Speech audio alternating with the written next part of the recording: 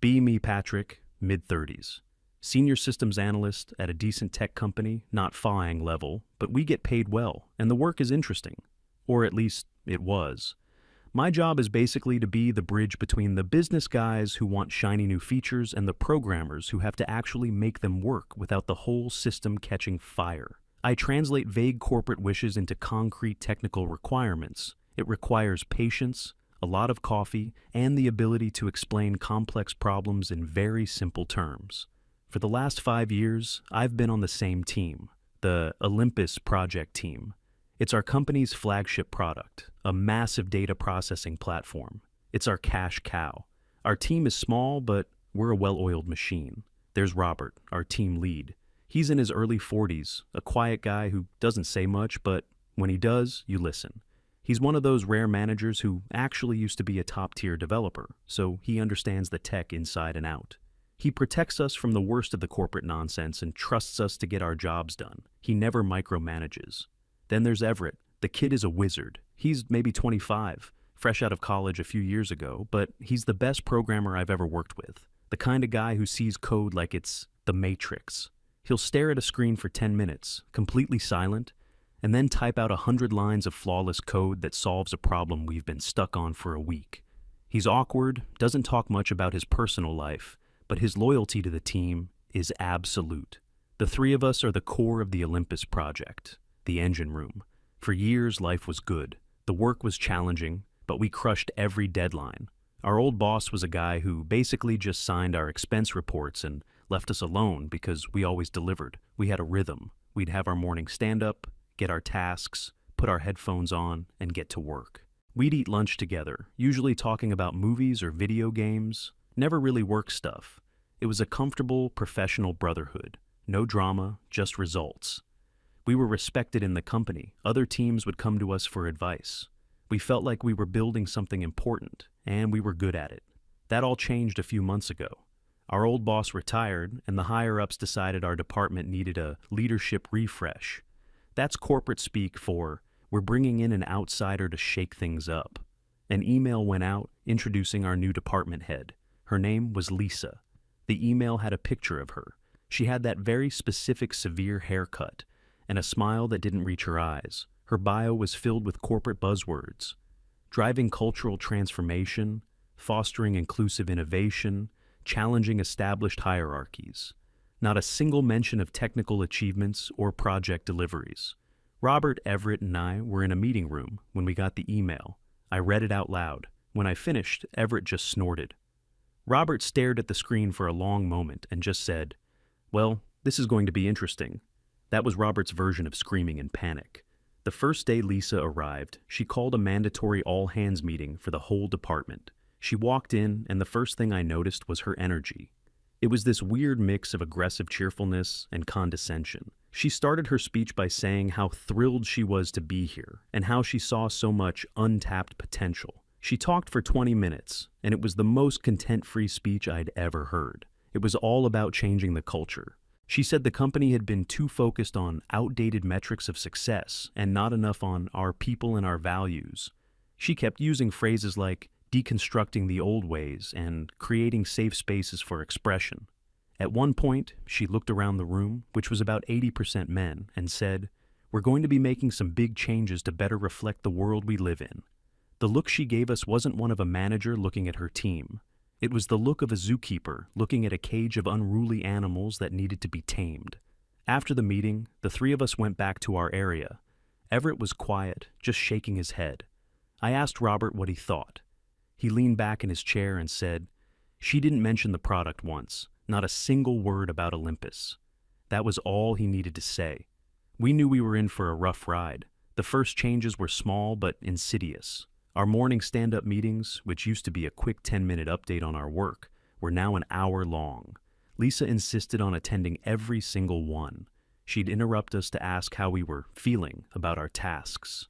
If Everett said, "I'm working on the database optimization," she would stop him and say, "But how does that task make you feel, Everett? Do you feel empowered by it?" Everett would just stare at her blankly, unable to process the question. She also introduced a kudos system, where we had to publicly praise a coworker at the end of each meeting. It was a forced, awkward ritual that made everyone uncomfortable. Then came the mandatory weekly workshops. Every Friday afternoon, the most productive time of the week, we had to go to a 2-hour session on topics like unpacking your unconscious bias and allyship in the workplace. The sessions were run by outside consultants who were clearly just friends of Lisa's. They were always the same.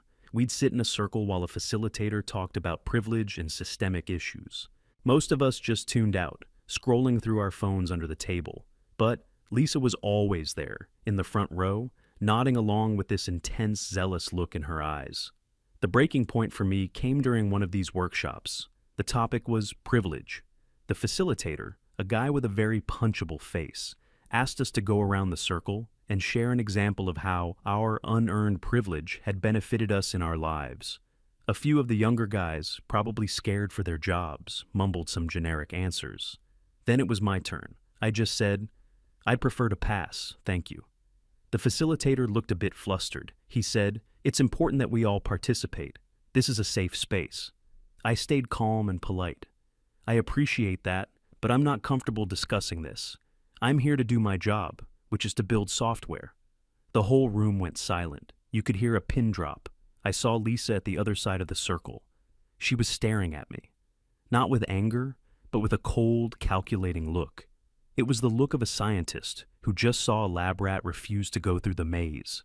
She didn't say anything, just made a small note in a little black book she always carried. I knew right then that I was on her list. After that day, her attitude towards me, Robert, and Everett got noticeably colder. She started questioning our decisions on the Olympus project, even though she had zero technical knowledge.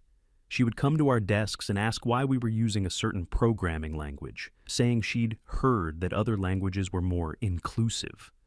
Robert spent hours patiently explaining our technical architecture to her, but it was like talking to a brick wall. Her eyes would just glaze over.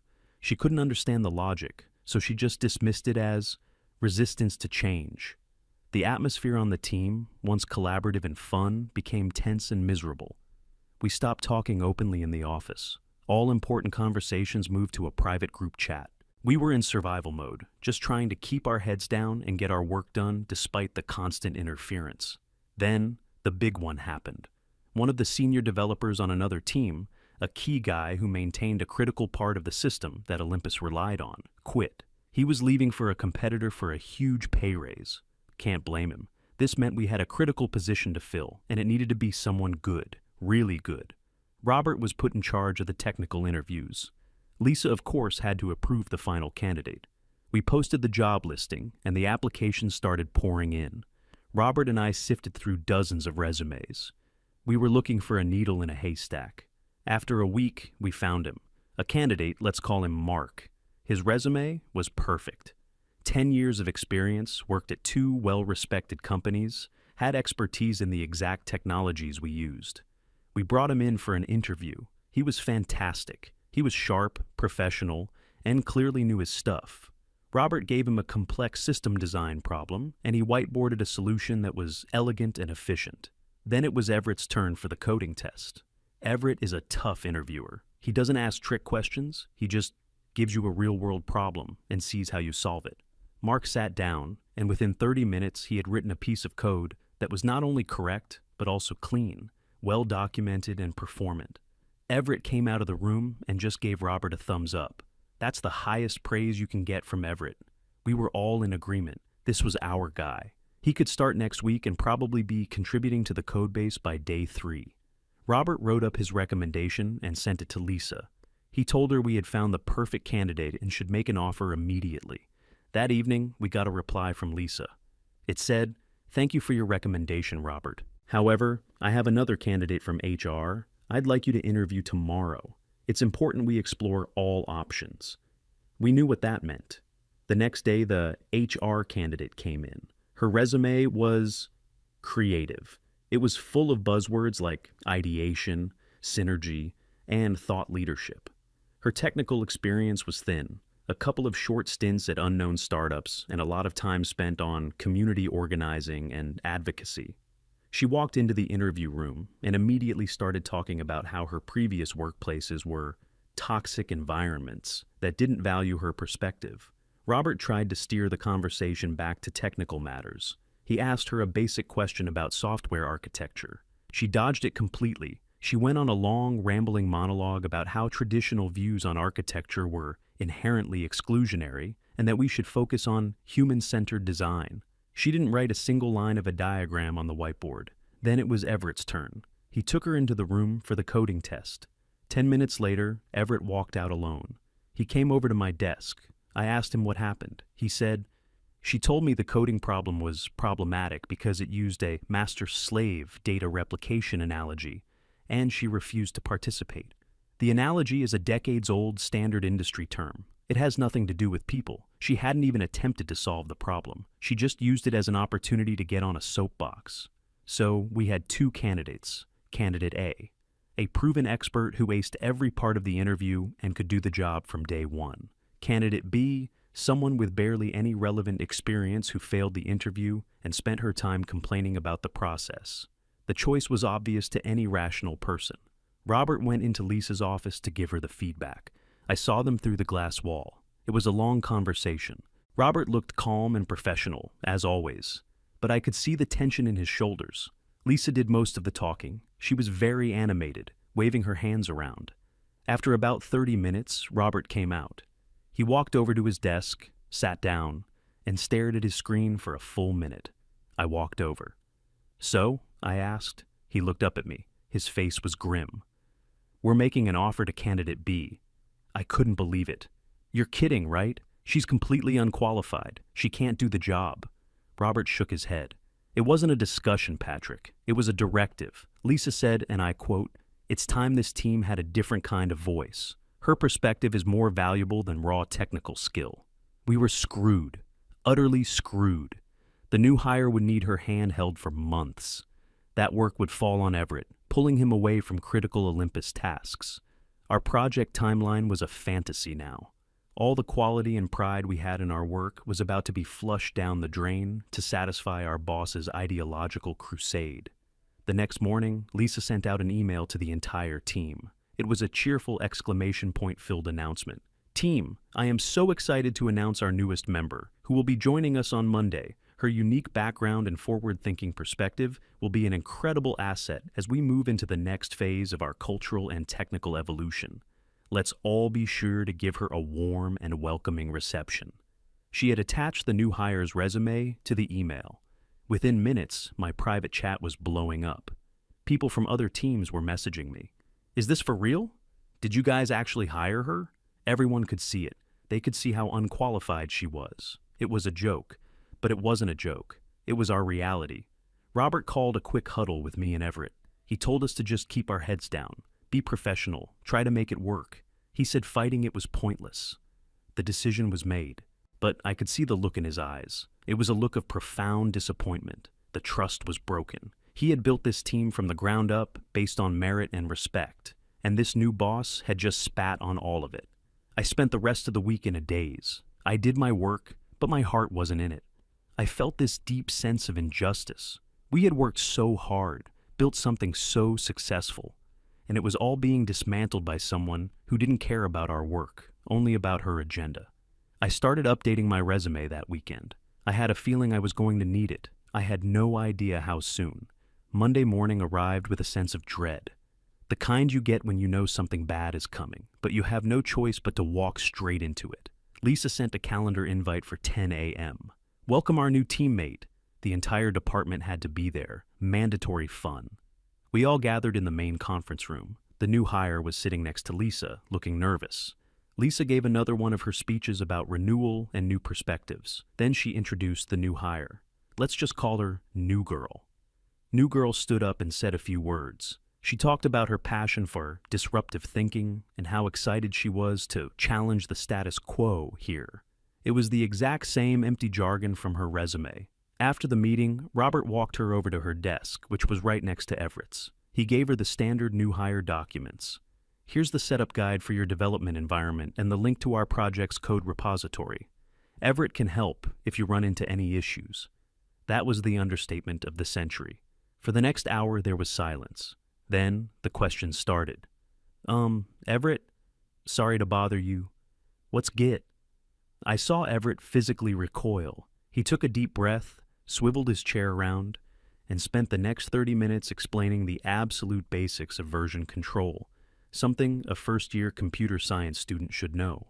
A little while later, "Everett, I'm getting an error message when I try to run the setup script." Everett went over to her desk. I could see her screen from where I was sitting.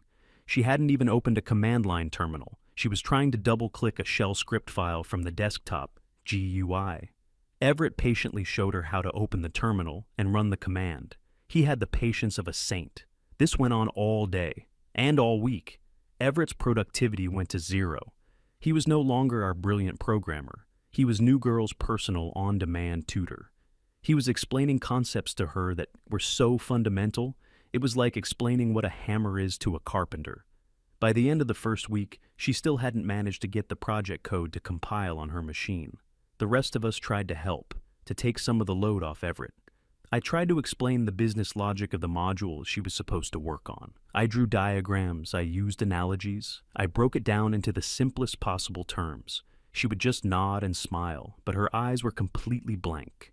Nothing was sinking in. It was like pouring water into a bucket full of holes. Robert tried to give her the smallest, most isolated, non-critical bug fix he could find, just so she could get a feel for the process. The task was a simple one-line fix. It should have taken an experienced developer maybe 15 minutes. It took her 4 days, and the code she finally submitted was a mess. Everett had to spend 2 hours refactoring it just to make it acceptable enough to merge into the codebase. Meanwhile, the Olympus project was starting to fall behind. We had a major deadline approaching for a feature release. Everett was supposed to be building the core components, but he was spending all his time hand-holding New Girl. Robert had to report our slipping timeline in his weekly status update to Lisa. He was very diplomatic about it. He wrote that the team was experiencing some challenges with onboarding and that knowledge transfer was taking longer than anticipated. Lisa's response was not what we expected. She called a special meeting with just me, Robert, and Everett. She didn't ask what the technical roadblocks were. She didn't ask how she could help. She came in hot. She accused us of not creating a welcoming environment. She said that New Girl had come to her in confidence and told her that she felt the team was hostile and that she wasn't getting the support she needed. Robert tried to explain, very calmly, that Everett had been spending nearly 100% of his time supporting her. Lisa cut him off. "Support isn't just about answering technical questions, Robert. It's about emotional safety. It's about making someone feel like they belong. Perhaps if you three made more of an effort to include her, she would be able to perform at her best." I couldn't stay silent anymore. "Lisa," I said, trying to keep my voice steady. "With all due respect, this is an engineering problem, not an emotional one. We are behind schedule because critical development work is not getting done. New Girl currently lacks the fundamental skills required for her role. It's not a question of feeling included, it's a question of technical capability." Lisa turned her cold stare on me again. "Patrick, that kind of thinking is precisely the problem. You're reducing a person to a set of skills. You're not seeing the value she brings in other areas. Her different way of thinking is an asset, even if it doesn't fit into your narrow, traditional boxes." It was insane. We were living in a bizarro world where facts didn't matter. The meeting ended with Lisa telling us that she expected to see a significant improvement in our attitude and in New Girl's integration into the team. She said if things didn't change, she would have to consider that the problem wasn't with her, but with us. We walked out of that room completely defeated. Our boss had just told us that reality was optional. Our performance didn't matter. The success of the project didn't matter. All that mattered was propping up her failed ideological experiment. Things got worse. A week later, New Girl made her first major mistake. She was working on a small piece of code that touched the user authentication system. Everett had explicitly told her, multiple times, to only work in her own private development branch, and to ask for a code review before trying to merge anything. But she didn't listen. On a Thursday afternoon, she somehow managed to bypass the normal checks and push her unfinished broken code directly into the main development branch, the branch that was used for nightly builds and quality assurance testing. A few minutes later, all hell broke loose. Automated alerts started firing. The QA team started messaging us frantically. No one could log into the system anymore. Her change had broken the authentication for everyone. It took us almost an hour just to figure out what had happened. When we finally traced the problem back to her code commit, Robert went to find her. She wasn't at her desk. We checked her calendar. She had left an hour early for a Women in Tech Empowerment yoga session. So, there we were, me, Robert, and Everett at 6 p.m. on a Thursday, trying to untangle the mess she had created. It wasn't simple. Her changes were tangled up with other legitimate changes. We couldn't just revert everything. Everett had to meticulously go through the code, line by line, picking out her bad changes while leaving the good ones intact. We ordered a pizza to the office and worked late into the night. Around 9 p.m., we finally fixed it and got the system stable again. We were exhausted and furious. As we were packing up to leave, I asked Robert, "Are you going to tell Lisa about this?" Robert sighed. It was a heavy, tired sound. "Yes, Patrick, I have to. This isn't just a missed deadline. This was a major incident." The next morning, Robert went to Lisa's office and explained exactly what had happened. He laid out the facts, step by step. He showed her the logs, the broken code, everything. I expected Lisa to finally see the light, to finally admit that she had made a terrible mistake. I was naive. A couple of hours later, Lisa called another team meeting. She started by saying that there had been a learning opportunity the previous evening. She didn't mention New Girl by name. She said, "It has come to my attention that our development processes are not robust enough. They are too complex and unforgiving for new team members. They create an environment where it is easy to make mistakes." I almost fell out of my chair. She was blaming the process. The same process that our professional, highly skilled team had used successfully for years without a single major incident like this. She then announced that she was forming a process improvement committee to make our workflow more inclusive and accessible, and she appointed New Girl to lead it. The person who caused the problem was now in charge of fixing it. That was the moment I knew this wasn't just incompetence. It was a deliberate strategy. Lisa could not admit her chosen candidate was a failure. That would mean her ideology was wrong. So instead of addressing the source of the problem, the unqualified employee, she had to tear down everything around her to make it look like the environment was the problem. The system wasn't failing her hire. Her hire was a tool to expose the failures of the existing system. From that day on, my job changed. Lisa started micromanaging me personally. Since I was the one who had verbally questioned her in that meeting, I was now the official nail that needed to be hammered down. She would question every single detail in the technical requirement documents I wrote. "Patrick, why did you use the word execute here? It sounds aggressive. Can we find a softer word? Patrick, this user flow seems very linear. It doesn't allow for diverse user journeys. You need to be more empathetic in your design." She would CC me on dozens of irrelevant emails about marketing initiatives and diversity studies, and then grill me on them in our one-on-one meetings. "Patrick, I didn't see you comment on the article about gendered language in tech. I need to see more engagement from you on these issues." My work, which I used to take great pride in, became a soul-crushing exercise in navigating her bizarre ideological whims. I was spending more time defending my word choices than I was actually analyzing system requirements. The team saw what was happening. Robert and Everett would often pull me aside and ask if I was doing okay. They had my back, but they were powerless. Lisa was the boss. Her word was law. The Olympus project was now bleeding out. We were months behind schedule. The quality of our work was dropping, as we were all forced to spend more and more time in pointless committee meetings run by New Girl. Her process improvement meetings were a joke. She would talk for an hour about holistic workflows and empowering paradigms without offering a single concrete suggestion. Then, the email landed in our inboxes. It was from Lisa. The subject line was, "Project Olympus, a meeting for transparency and accountability." It was an invitation for a meeting with her and the vice president of our entire division. She wanted a full status report on the project.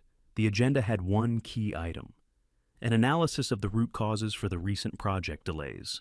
The meeting was in 3 days. She had listed the presenters. Robert was to give a high-level overview. Everett was to give a technical update. And I was listed as the one to present the root cause analysis. I stared at the screen. I knew exactly what this was. This was my execution. She had isolated me. She had been building a paper trail of my uncooperative behavior for weeks. She was going to stand there in front of the VP while I was forced to present a report on the project's failure. If I told the truth, that the delays were caused by her disastrous hiring decision, she would fire me on the spot for insubordination and for creating a toxic environment. If I lied and blamed technical issues or our old processes, I would be taking the fall for her. I'd be the official scapegoat. My professional reputation would be shot. It was a perfectly designed trap. I stood up and walked over to Robert's desk. He was already looking at me. He had seen the email. Everett swiveled his chair around. The three of us just looked at each other. Nothing needed to be said. This wasn't just about a bad hire anymore. This wasn't just about a delayed project. This was a loyalty test. Lisa had made her move. Now it was our turn. The next 3 days were the strangest I've ever experienced at a job. On the surface, everything was normal. We went to our desks, we typed on our keyboards, we attended the pointless meetings. But underneath, there was a silent, coiled tension. Lisa was smug. She walked around the office with a little smile, acting overly friendly to me in a way that was clearly designed to be unsettling. She was a predator who had cornered her prey and was now just enjoying the moment before the final pounce. Me, Robert, and Everett didn't talk about the upcoming meeting in the office. We knew better. Instead, we went out for lunch, away from the building, away from any listening ears. We sat at a small table in a noisy diner. I was the one who spoke first. So, this is it. She's going to throw me under the bus in front of the VP. Everett, who rarely spoke up about anything other than code, looked at me and said, "It's not right. You've done nothing wrong." Robert just stirred his coffee, staring into the cup. He was quiet for a long time.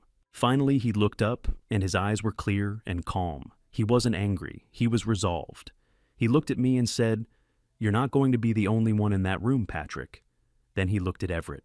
"None of us will be." He didn't elaborate. He just laid out a very simple plan. Not a plan for revenge, a plan for the truth. He told me to prepare my root cause analysis presentation, but he told me to prepare 2 versions of it. Version A was the corporate-friendly lie, the one Lisa expected me to deliver, full of vague terms like unexpected complexities and resource allocation challenges. The version where I took the blame. Version B was the truth. A simple, factual, unemotional timeline of events, starting from the day we interviewed the 2 candidates. No accusations, no opinions, just the facts, backed by data. Project velocity before new girl, project velocity after. Number of critical bugs before, number after. Hours of senior developer time spent on mentoring versus new development. "You'll have both ready," Robert said, "and you'll know which one to present when the time comes." That was it. We finished our lunch and went back to work. The night before the meeting, I couldn't sleep. I just kept going over the 2 presentations. My stomach was in knots. I felt like I was standing on a cliff, and I had to choose which direction to jump. The next morning, I walked into the office wearing my best suit. I don't know why, it just felt like the right thing to do. I saw Robert and Everett had done the same. We looked like we were either going to a wedding or a funeral. At 10 a.m., we walked into the big boardroom on the executive floor. The VP was already there. He was an older guy, a company lifer who had come up through the engineering ranks. He was known for being a no-nonsense, results-oriented leader. Lisa was there too, sitting next to him, looking confident and in charge. She gave us a tight, fake smile as we sat down. The meeting started. Robert gave his overview. He was professional and to the point. He presented the project's successes in the past and its current stalled state. Then Everett gave his technical update. He showed charts and graphs. The data was damning. Our output as a team had fallen off a cliff in the last 2 months. Throughout their presentations, Lisa kept nodding sympathetically, occasionally interjecting with comments like, "And this is why we need to rethink our legacy systems," trying to frame the failure as a confirmation of her theories. The VP listened intently, saying nothing, just taking notes. Then it was my turn. Lisa gave me a little, "You can do it," smile, the kind a spider gives to a fly. "And now," she said to the VP, "Patrick will walk us through his root cause analysis of the challenges we've been facing." I stood up and walked to the front of the room. I connected my laptop to the projector. I took a deep breath. I looked at Robert. He gave me a very slight, almost imperceptible nod. I opened a file. It was version B. I began to speak. My voice was steady. The root cause of the project's recent performance decline is not a single issue, but a sequence of events. Let's walk through the timeline. I started on the date of the job interviews. I showed the qualifications of candidate A side by side with the qualifications of candidate B. I didn't use names, just the facts. I saw Lisa's smile falter. She shifted in her chair. I moved to the next slide.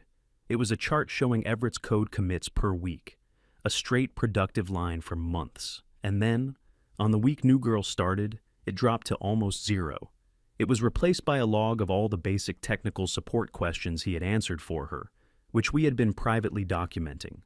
Lisa's face started to lose its color. She tried to interrupt. "Patrick, I'm not sure this level of detail is productive." The VP held up a hand to silence her. He was leaning forward now, his eyes glued to the screen. He just said, "Let him continue." I went to the next slide. It detailed the critical authentication bug incident. I showed the time it happened, the code that caused it, and the fact that the developer responsible had left for the day. I showed the time logs of me, Robert, and Everett working until 9 p.m. to fix it. I didn't say New Girl caused it. I just presented the evidence. The data spoke for itself. I finished with a final summary slide that showed the project was now 3 months behind schedule, directly correlating with the hiring of an unqualified team member and the subsequent diversion of our most critical engineering resources to support her. I ended my presentation. That concludes the root cause analysis. I turned away from the screen and looked directly at Lisa. Her face was a mask of pure, cold rage. The friendly corporate facade was gone. She was seething. Before the VP could even speak, she stood up and pointed a shaking finger at me. Her voice was sharp and loud. "This is completely unacceptable. This is a vindictive and unprofessional personal attack. Patrick has been a source of negativity and resistance since the day I arrived, and this is just the final proof of his toxic attitude." She turned to the VP. "I cannot have someone like this on my team. He is actively sabotaging our department's culture. I'm exercising my authority as his manager.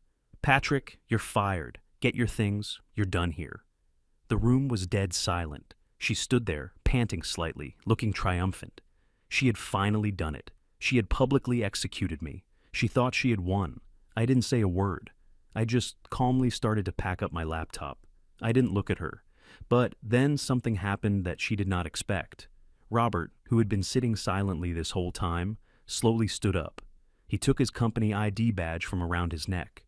He looked not at Lisa, but at the VP. He placed the badge gently on the polished boardroom table. "I resign," he said, his voice quiet but firm. "Effective immediately." Lisa's jaw dropped. She stared at him, speechless. Before the shock could even register, Everett stood up too. He was a kid who hated confrontation. He was visibly nervous, but he did it anyway. He took off his badge and placed it on the table right next to Robert's. "Me too," he whispered, so quietly we could barely hear him. "I also resign." Lisa just stood there, her mouth opening and closing like a fish. The color had completely drained from her face. She looked from the 2 badges on the table to the 2 men standing there, and then to me as I closed my laptop bag. She had just fired the team's analyst. Her team lead and her star programmer had just quit in front of the Division 5P. The entire core of the billion-dollar Olympus project had just evaporated in the space of 30 seconds. She was left with a handful of junior developers and her one, completely incompetent diversity hire. I slung my bag over my shoulder. As I walked past the table, I took out my own badge and added it to the pile, a neat little stack of protest. I walked out of that boardroom without a single look back. Robert and Everett fell into step right behind me. We didn't say a word as we walked to the elevators. We rode down to our floor in silence. When the doors opened, the rest of the department was there, looking confused. The news was already spreading like wildfire. We walked to our desks, packed our personal belongings into small cardboard boxes, and walked out of that building for the last time. We didn't have to be escorted out by security. We just left. Later that afternoon, the 3 of us met at a nearby bar. We sat there for a while, just drinking a beer, letting the adrenaline wear off. Then, for the first time that day, we started to laugh. It wasn't a happy laugh. It was a laugh of pure, unadulterated relief. The burden we had been carrying for months was finally gone. My phone buzzed. It was a text from a friend at our old company's biggest competitor. "Heard you guys might be on the market. My boss wants to talk to all three of you, tomorrow. I showed the text to Robert and Everett. Robert read it, and a real, genuine smile spread across his face. He raised his glass. To the Olympus team. We all clinked our glasses together. To the team. A week later, I checked Lisa's profile on LinkedIn out of morbid curiosity. Her job title at our old company now had an end date next to it. Below it, in that sad gray font, were the words, "Open to new opportunities." She hadn't just lost her 3 best employees, she had lost her job. The VP had seen everything he needed to see. The truth had a way of doing that. We ended up taking the offer from the competitor. They hired us as a package deal to work on a new project from the ground up. More money, better title, and a boss who actually cared about building good products. We built a new team, on our own terms, based on one simple principle: merit. It turns out that when you build a team based on talent and mutual respect, instead of ideology and resentment, you can actually get some pretty great work done. Funny how that works.